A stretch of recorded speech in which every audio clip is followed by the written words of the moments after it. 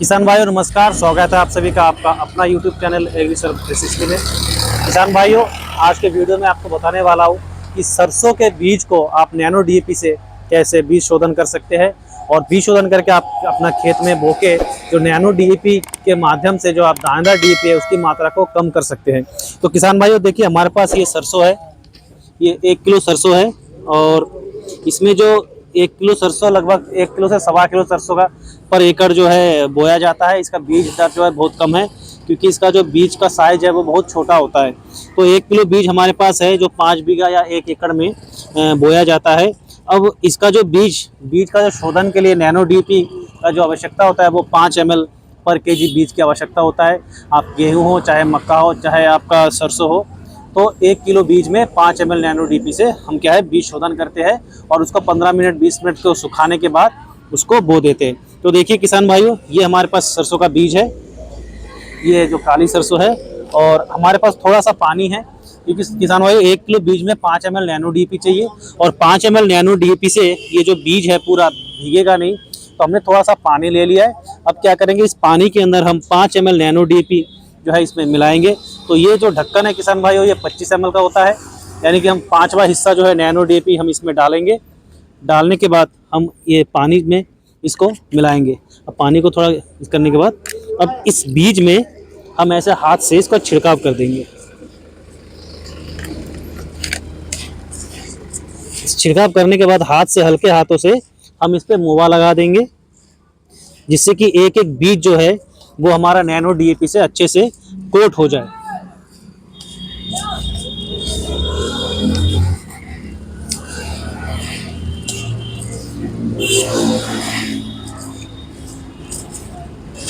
देखिए किसान भाइयों, ये जो बीज है ये एक एक दाना जो है पूरे अच्छे से जो है इसमें नैनो डीएपी मिक्स हो गया है।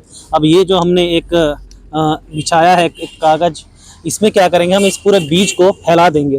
फैलाएंगे इसलिए क्योंकि हमको इसको सुखाना है और आधा घंटा लगेगा इसको सूखने में।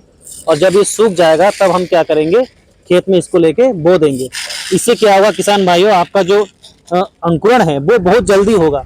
कारण ये है कि इसके अंदर फास्फोरस और नाइट्रोजन की जो है वो इसके अंदर जो है वो पहुंच गया है और ये अंकुरण के लिए इन दोनों चीज़ का, दोनों पोषक तत्वों का बहुत ज़्यादा रोल होता है। जितनी ज़्यादा अधिक मात्रा में बीज को फास्फोरस और नाइट्रोजन शुरुआत में मिलेगा उतना ही जल्दी जो है आपका बीज जो है वो अंकुरण होगा। और क्योंकि ये नैनो फॉर्म में हमारा फास्फोरस और नाइट्रोजन दोनों इसमें है तो ये बीज को बहुत जल्दी आपका जर्मिनेशन कर देगा, आपका अंकुरण कर देगा।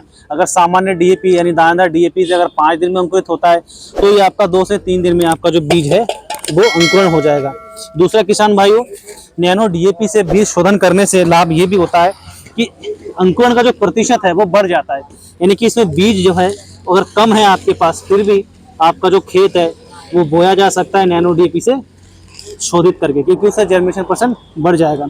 और किसान भाइयों एक और फायदा इसमें ये है, अगर आप नैनो डीएपी से बीज शोधन करके आप अपना फसल को बोते हैं तो दानेदार डीएपी को आप आधी मात्रा कर सकते हैं, यानी कि उससे भी आपका जो खर्चा है वो आपका बचेगा। तो देखिए किसान भाइयों, हमने इसको फैला दिया है।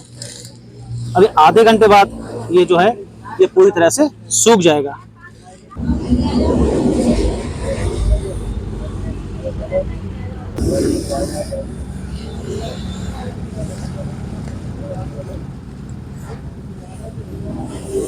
किसान भाइयों लगभग 20 मिनट हमारा हो गया है और ये जो बीज है ये पूरा सूख गया है। आप पास में से देखिए, यहाँ जो एक भी बीज है एक दूसरे से नहीं चिपक रहा है। इसका मतलब ये है कि ये जो हमारा नैनो डीएपी है वो पूरी तरह से जो है इसके अंदर समा गया है, इन्होंने चूस लिया है।